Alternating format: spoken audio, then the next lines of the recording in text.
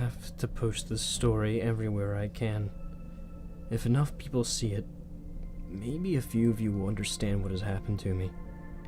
That's all I need. Someone has to understand. The shoes were on my couch this morning, pressing into the cushion like there was a whole person's weight on them. I would burn them, but I don't want to get close. When I called my friends about it, they just laughed at me, like I'm trying to string them along with some stupid joke. They're too busy to come over anyway, since it's so close to finals week. That leaves me alone with those shoes. Here's what happened, the whole process. I should write it down so maybe some people out there might see logic in it. Maybe there's a chance that some of you have heard about it before, but please, do not attempt to do this yourself. It's terrible, and it's real, and I want people to understand what I'm going through. Last semester, a guy in my theology class was talking about some pagan traditions, power words, the special witch recites, and stuff of that sort. He knew a lot on account of it being the subject for his term paper. But he told me he knew even more, that he'd done some extra research in an archive at the city library. He found records of ritual that supposedly hadn't been put in practice since the 1600s. And he told me the steps. This brings me back to the shoes. They had to be 11 inches in length, and about the lengths of most size 11 men's shoes. The type of shoe didn't matter, as far as he knew. They were to be placed on the basement floor, at least 1 story underground, with the heels together and the toes pointed somewhere about 30 degrees apart. I don't get why any of these details mattered. Maybe some of you guys out there will understand it better. Still, I did exactly as the rules said. I just wanted to see if anything might happen. I even snapped a picture of the shoes on my phone just in case.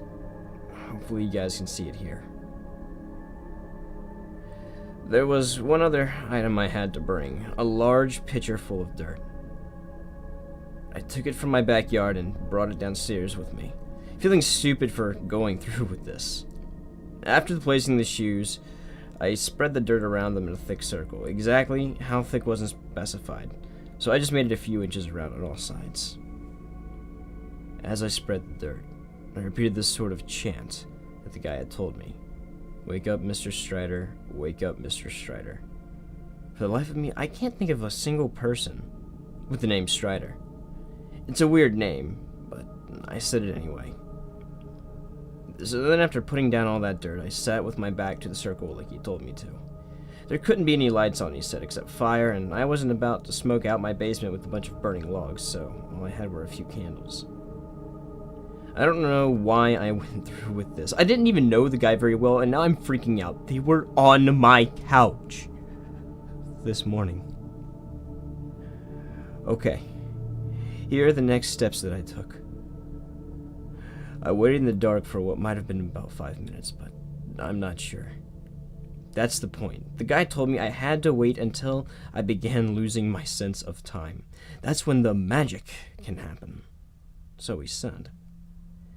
If you hear noise or feel movement, the rule is to hold your breath for at least 10 seconds. If you hold your breath long enough to leave the room and walk upstairs, then you can end the ritual. I didn't hear or feel anything at the time, so I just sat there. I kept waiting. Once the time passed, there were only a few more steps. I asked, "Are you awake, Mr. Strider?" And I paused a few seconds after. Then I looked over my shoulder. The guy said that if the dirt did look like it was moved, I was supposed to turn away as fast as I could and hold my breath. He didn't say that there might be a pair of legs attached to the shoes,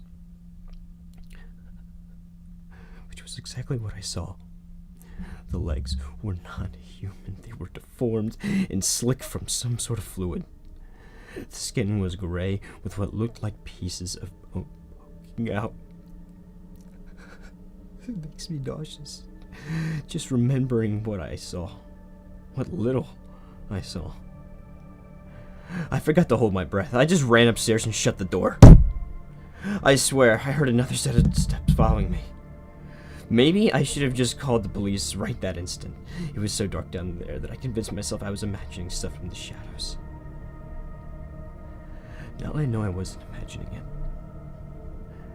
I should have gotten help from the start. I came home last night after turning off the kitchen light when I was done making dinner, and I saw them in the doorway.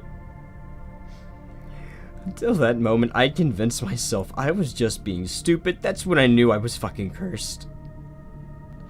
Sometimes inhabiting those shoes, and I don't have a damn clue how to stop it. I don't know what the fuck it is. I'm too scared to get close, even when I don't see them. I can hear movements sometimes. Their steps sound heavier than mine. It doesn't seem to care whether it's dark anymore. The light was streaming in through my windows this morning and just waiting for me, planted on the couch. There had been imprints on the carpeting in weird places, the kind that come when something really heavy is sat upon in one spot for a long time. I'm sitting in the bathroom right now, and I swear I can see patches of darkness under the crack at the door. It's probably standing outside. I don't want to sleep here tonight. I'm scared I'll wake up to this thing pressing down on my chest. It could break through my ribs and fucking crush me. I really don't know. My best bet is to relocate, probably. But it's not like this thing is even confined to my house. I don't have a clue where it'll show up next. It could appear at my neighbor's back door if it wanted to, or my friends. If anyone's reading this and knows exactly what I've done, please, please tell me. I know I've made a mistake. But if there's a way to stop what's happening, I have to find out. I need help. There's one more thing I have to say to all of you. Do not try this yourself, ever. The entity that is attracted to this ritual, this Mr. Strider thing, whatever the fuck it is not here out of goodwill. It was malignant, and persistent, and terrifying.